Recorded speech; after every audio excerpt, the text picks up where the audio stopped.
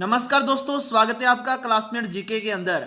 दोस्तों, classmate GK के अंदर आपको साइंस का पूरा सिलेबस, पटवार, रेलवे के जो सिलेबस है, जो भी साइंस के टॉपिक है वो पूरे मिलेंगे। तो दोस्तों, अपने चल रहे थे अंतःस्रावी तंत्र के बारे में पढ़ लिया था।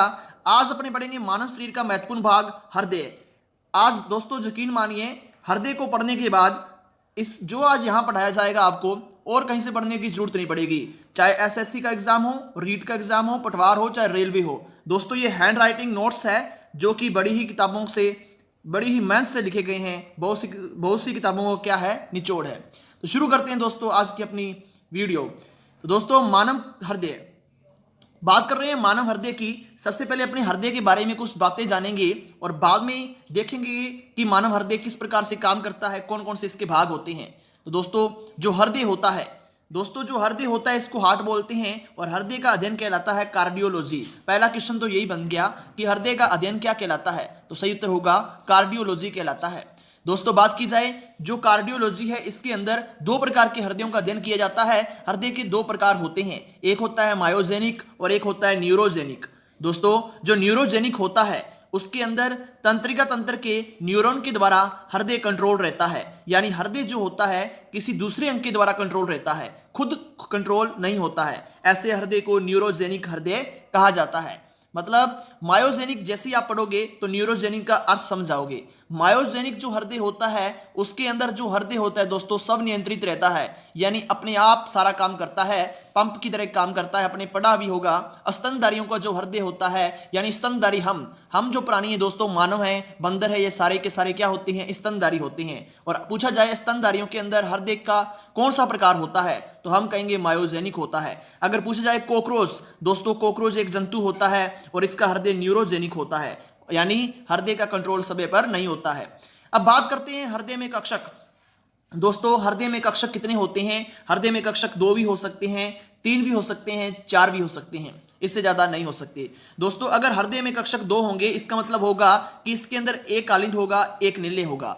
आलिंद और निल्य क्या है, ये आप आगे पूरी तरह से जाकर समझ जाओगे। और हृदय के कक्षक 3 होते हैं, यानी इसका जब 3 कक्षक होते हैं, इसका मतलब होता है कि 2 आलिंद होते हैं और एक निल्य होता है। अगर बात की जाए 4 कक्षक होते हैं हृदय में, तो उसका मतलब होगा 2 आलिंद और 2 निल्य। यानी सबसे इंपॉर्टेंट जो है दोस्तों हमारी दृष्टि में, ये 4 वाला है, क्योंकि जो मनुष्य होता है उसके अंदर भी 4 कक्षक होते हैं। आपने पढ़ा होगा कि हृदय में 4 कक्षक होते हैं, तो मतलब 2 आलिंद होते हैं और 2 निल्य होते हैं। दोस्तों, जो स्तनधारियों का हृदय होता है वो इसी प्रकार का हृदय होता है। अगर बात की जाए घड़ियाल में, अगर बात की जाए मगरमच्छ में, तो उनके अंदर भी 4 प्रकार के कक्षक पाए जाते हैं हृदय में। बात करें मेंढक का, दोस्तों जो मेंढक का हृदय होता है, मेंढक एक उभयचर प्राणी होता है। उभयचर प्राणी वो होते हैं जो दोस्तों जल में भी पाए जाते हैं और जो थल में भी पाए जाते हैं। ऐसे प्राणी जो जमीन पर और पानी में दोनों जगहों पर पाए जाते हैं, उन्हें उभयचर कहा जाता है। और उनका जो हृदय होता है दोस्तों 3 कक्षीय होता है।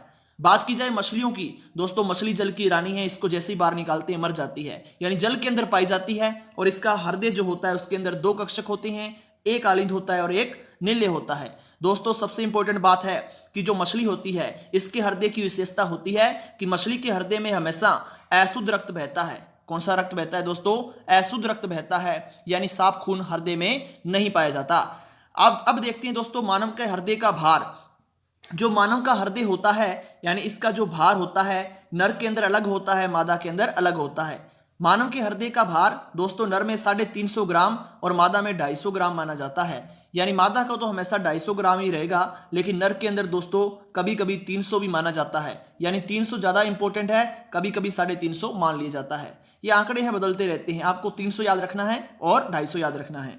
दोस्तों, हृदय का अच्छी तरह से वर्णन करें, एसएससी के अंदर ये इसमें से ही क्वेश्चन बन जाते हैं। आगे आप सब जानोगे सुपीरियर वेना कोवा क्या होता है। वेना कोवा को दोस्तों महाशिरा कहा जाता है।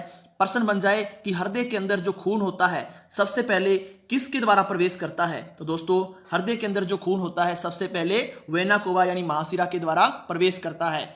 आगे इधर दिख रहा होगा लेफ्ट साइड के अंदर दोस्तों पल्मोनरी आर्टरी, यानी ये धमनियां होती है दोस्तों हृदय के अंदर पाई जाती है। इसके अलावा दोस्तों जो पल्मोनरी वेंस होती है, माइट्रल वेल्व होता है, आर्टोरिक होती है, राइट वेंट्रिकल होता है, लेफ्ट वेंट्रिकल होता है, यानी जिसको अपने वाल्व बोलते हैं दोस्तों, पल्मोनरी वाल्व होते हैं, और ये क्या है, ट्राइकैप्सिड वाल्व हो गया, यानी ये प्रश्न, ये पटवार पुलिस के अंदर ऐसे प्रश्न मिलते हैं कि जो ट्राइकैप्सिड होता है यानी त्रिवलनी कपाट होता है वो दाएं आलिंद में पाया जाता है या दाएं नीले में पाया जाता है। सॉरी, दाएं आलिंद और दायां नीले तो एक ही साइड होंगे, या बायां आलिंद और बायां नीले होंगे। पूछ लिया जाता है कि जो त्रिवलनी कपाट है, ट्राइकैप्सिड वाल्व है, वो दाएं भाग में पाया जाता है या बाएं भाग में पाया जाता है। तो आप क्या बताओगे दोस्तों?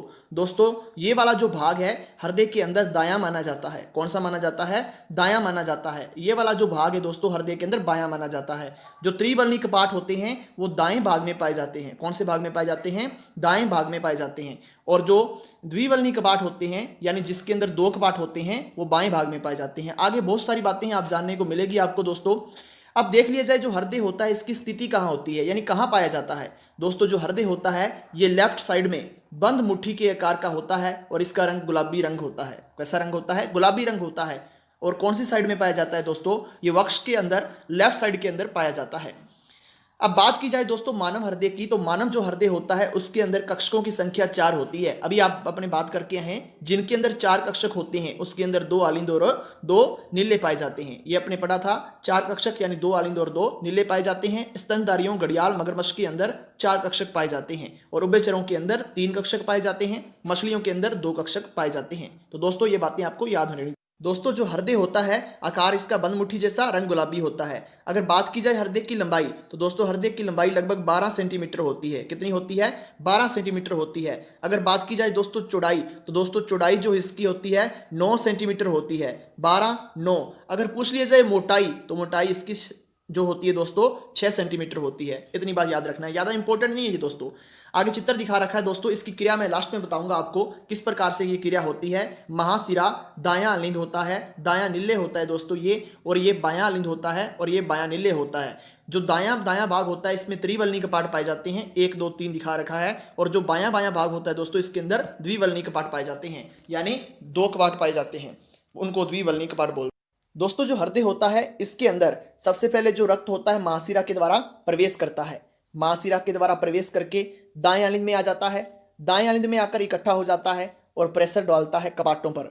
कपाट खुल जाते हैं। फिर दाएं नीले में रक्त आकर रुक जाता है। फिर यहाँ से होता हुआ दोस्तों फुफ्फुसीय धमनी के द्वारा बाहर निकल जाता है। यानी जब दाएं भाग में रहता है दोस्तों, यहाँ रहता है रक्त, तो कैसा होता है? रक्त अशुद्ध होता है यानी गंदा होता है। तो साफ होने के लिए दोस्तों फुफ्फुसीय धमनी के द्वारा फेफड़ों के अंदर चला जाता है। फेफड़े रक्त को क्या करते हैं? साफ करते हैं। जैसे ही दोस्तों रक्त फुफ्फुसीय धमनी के द्वारा हृदय से बाहर निकलता है तो रक्त एक चक्कर पूरा कर लेता है। हम जानते हैं कि जो रक्त होता है वो हृदय के अंदर दोस्तों 2 बार चक्कर लगाता है, जिसको दोहरा परिसंचरण कहा जाता है। क्या कहा जाता है दोस्तों? दोहरा परिसंचरण कहा जाता है।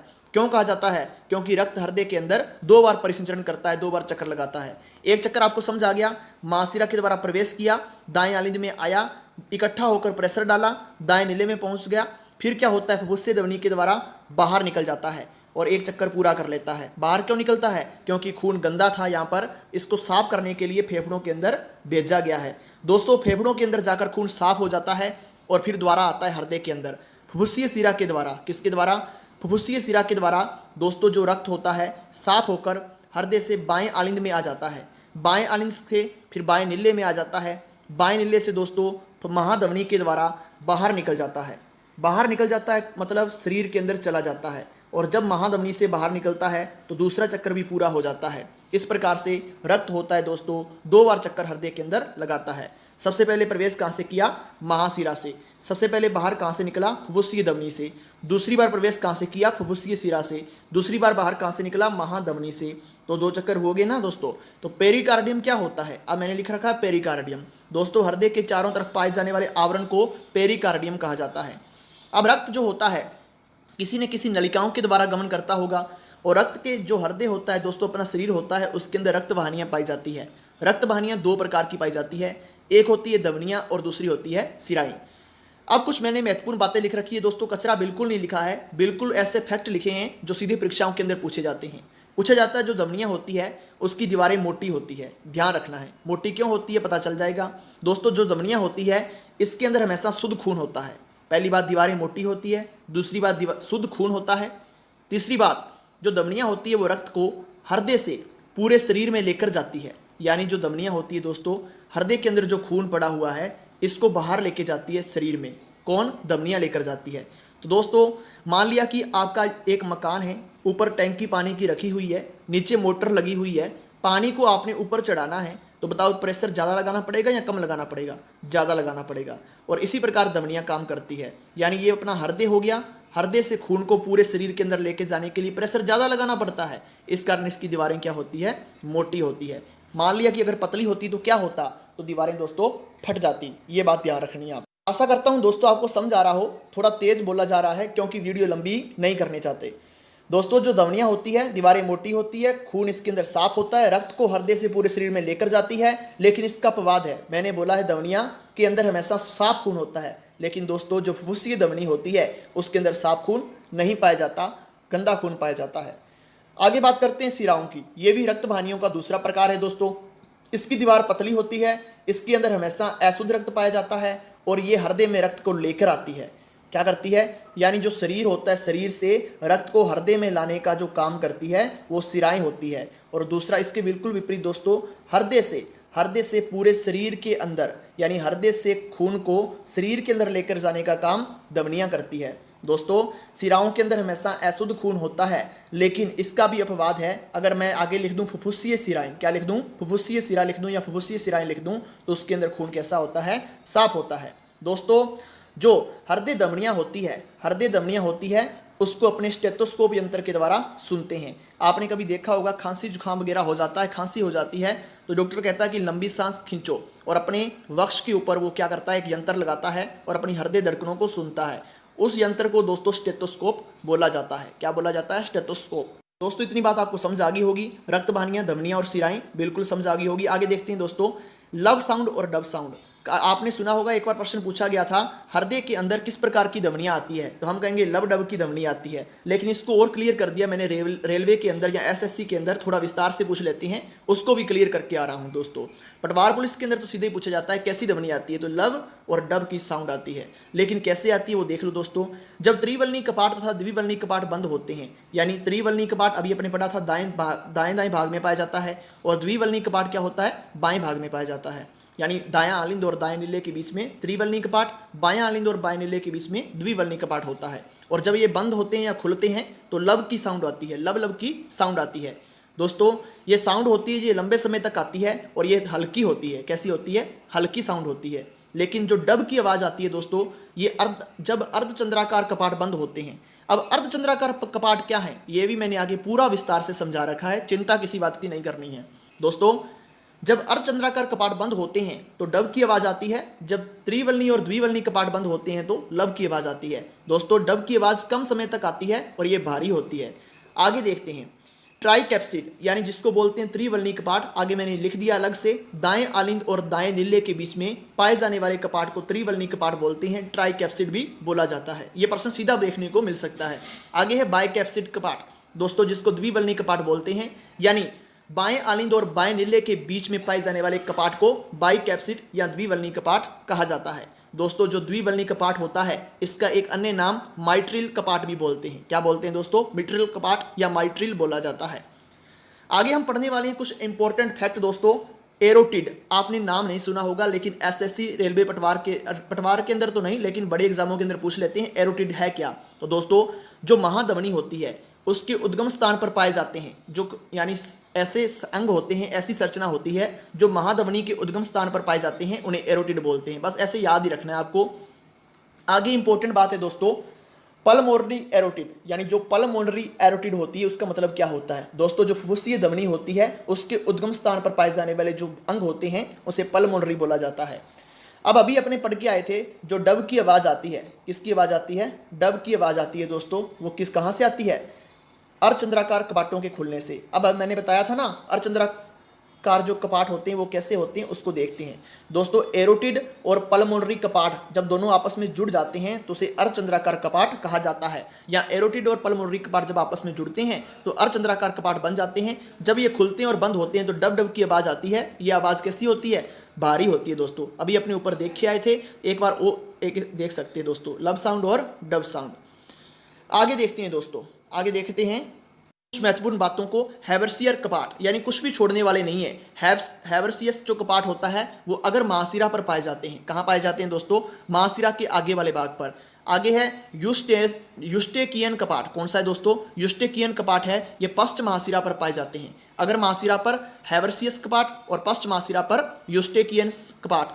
महाशिरा क्या होता है दोस्तों? इसको वेना कोवा कहते हैं और रुधिर इसके द्वारा सबसे पहले हृदय के अंदर प्रवेश करता है, यानी खून अपने हृदय के अंदर सबसे पहले कहां से आता है? महाशिरा के द्वारा प्रवेश करता है। आगे देखते हैं दोस्तों, लिख रखा है क्लासमेट जीके, इसको आप लाइक करना, चैनल को सब्सक्राइब करना, कमेंट करना। आगे है थिबेसियस कपाट। जो थिबेसियस कपाट है दाएं अलिंद के कोरोनरी साइनस छिद्र में पाए जाते हैं। ये केवल बात याद रखने के लिए है कि थिबेसियस कपाट कहाँ पाए जाते हैं, तो हम कहेंगे दाएं अलिंद में। कहाँ पाए जाते हैं? दाएं अलिंद में, विस्तार से बताया हुआ है दोस्तों। आगे हृदय के चित्र को ये अपने अभी समझ के आए हैं, ये क्या है दोस्तों? महाधमनी है। इसके अंदर क्या पाया जाता है? ओर्टा पाया जाता है, जिसके द्वारा क्या होता है? खून बाहर निकलता है। और दोस्तों ये राइट एट्रियम है, यानी दायां अलिंद है, और नीचे इसके दिखा रखा है राइट वेंट्रिकल दिखा रखा है, यानी दायां नीले दिखा रखा है दोस्तों। आरबीसी मापने वाला यंत्र कौन सा होता है? हिमोसाइटोमीटर होता है। कपाटों के क्या कार्य होते हैं? ये रक्त के उल्टे प्रवाह को रोकते हैं, यानी खून को अंदर तो आने देते हैं लेकिन वापस जाने नहीं देते हैं दोस्तों।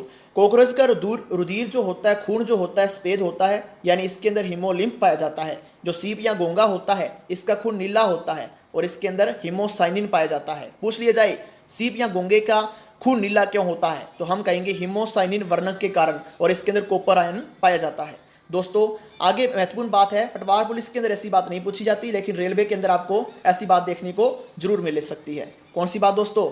ये बात की ऐसे नोड है क्या, तो दाएं अलिंद के ऊपरी भाग में। कहाँ दोस्तों?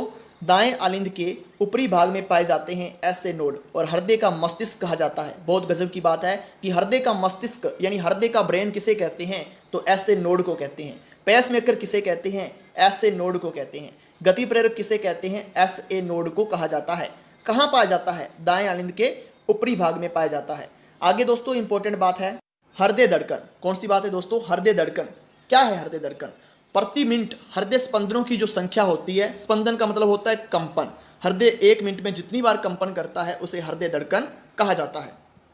कई बार पूछ लिया जाता है दोस्तों, वयस्क जो होता है, वयस्क व्यक्ति होता है, उसके अंदर हृदय धड़कन की संख्या कितनी होती है 1 मिनट में, तो हम कहेंगे 72 बार धड़कता है। अगर बुरन में पूछा जाए तो बुरन में दोस्तों ज़्यादा होती है, 140 से 160 प्रति मिनट होती है। अगर पूछ लिया जाए शिशु में, बुरन से थोड़ा बड़ा होता है दोस्तों शिशु के अंदर कितनी होती है? 120 से 140 बार प्रति मिनट होती है। दोस्तों ऐसे अलग अलग याद रखनी पड़ेगी, लेकिन आप याद रखना वयस्क के अंदर कितनी होती है? 72 बार प्रति मिनट, और बुरन के अंदर याद रखना। अगर पूछ लिया जाए बाल्यावस्था में, बाल्यावस्था जो होती है दोस्तों उसके अंदर 100 बार प्रति मिनट होती है। कितनी बार होती है दोस्तों? 100 बार प्रति मिनट होती है। हृदय स्पंदन, अब वो तो हृदय धड़कन थी, अब हृदय स्पंदन। दोस्तों हृदय स्पंदन ही क्या होती है? हृदय धड़कन होती है। लेकिन खरगोश जो होता है उसके अंदर हृदय स्पंदन की कितने बार होती है? तो 210 बार 1 मिनट में होती है। हाथी के अंदर दोस्तों 25 बार 1 मिनट में होती है। ये 2 जानवरों की भी याद रख लेना।